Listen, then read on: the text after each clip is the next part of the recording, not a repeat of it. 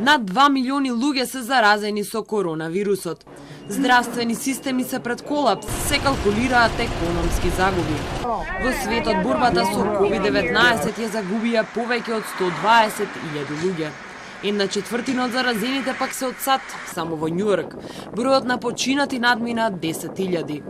И додека смртноста на овој континент ги надмина сите светски просеци, Трамп се налути на СЗО, па и покрај тоа што е најголем донатор, реши привремено да го стопира финансирањето. Трамп ги обвини дека потфрлиле во борбата со пандемијата и дека се прокинески настроени. The world depends on the WHO to work with countries to ensure that accurate information about international health threats is shared in a timely manner. And if it's not, to independently tell the world the truth about what is happening. The WHO failed in this basic duty and must be held accountable. It's time after all of these decades. Светот со жестоки критики за одлуката на Трамп, портпаролот на кинеското министерство за внатрешни работи, Жао Лиџијан, изјави дека потегот на Трамп против глобалната здравствена агенција ќе го ослаби капацитетот на СЗО и ќе поткопа меѓународната соработка во борбата против епидемиите.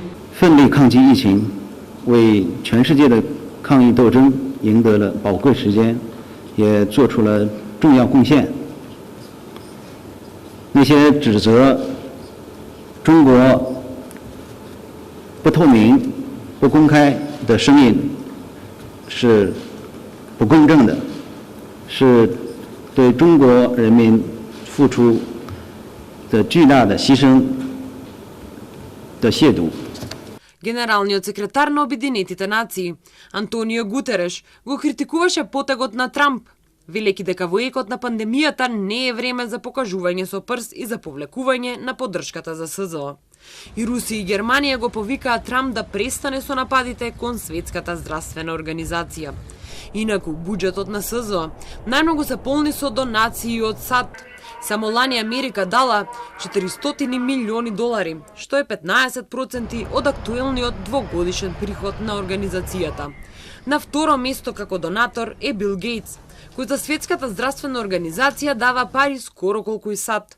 Надвор од Америка, организацијата најмногу помош добива од Велика Британија.